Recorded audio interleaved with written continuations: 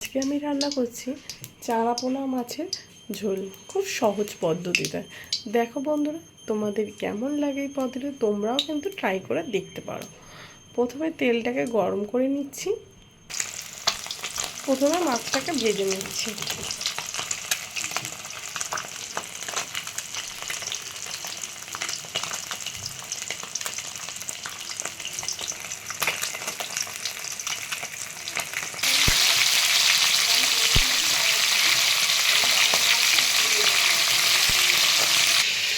এবারে এর মধ্যে একটু জিরে গুঁড়ো, একটু ধনিয়া গুঁড়ো, একটু হলুদের গুঁড়ো দিয়ে একটু জল দিয়ে একটু পেস্ট বানিয়ে রাখলাম। আর মাছটা ভাজা হতে হতে আমি আলু আর বেগুনটা একটু কেটে নিলাম, আর তার সঙ্গে একটু পেঁয়াজও কুচি করে নিলাম।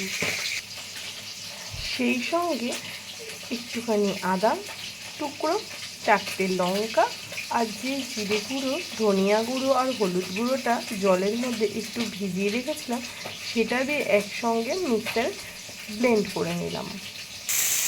তারপরে সেই আলু আর বেগুনটা অল্প তেলে ভেজে নেব, নাহলে বেশি তেল দিলে কিন্তু বেগুনটা সব তেলটাকে শুষে নেবে। এবারে একটু তেলের মধ্যে কালো জিরে আর তেজপাতা দিয়ে দিলাম। একটু কালো জিরে আর তেজপাতাটা একটু ভাজা ভাজা একটু হওয়ার পরে, হালকা আছে একটু ভেজে নেওয়ার পর, এবার দিয়ে দেবো পেঁয়াজ কুচি। এবার দিয়ে দিলাম পেঁয়াজটা, একটু পেঁয়াজটা ব্রাউন ব্রাউন ভাজা হয়ে যাওয়ার পরই দিয়ে দেবো মশলা পেস্টটা। এবার দিয়ে দিলাম ওই মশলা পেস্টটা। তোমরা যদি একটু কালার আনতে চাও, তার জন্য তোমরা দিয়ে দেবে একটু কাশ্মীরি লঙ্কার গুঁড়ো।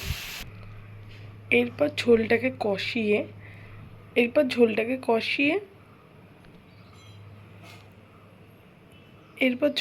কষিয়ে তোমার জল ঢেলে দিলেই, আর তারপর জলটা ঢালার পর যখন ঝোলটা ফুটবে, তখন মাছগুলোকে দিয়ে নামিয়ে দিলেই হয়ে গেল। যেহেতু আমি পুরোটা দেখাতে পারছি না, কারণ টাইমটা অনেকটা লেন্দি হয়ে যাচ্ছে, সেই জন্য।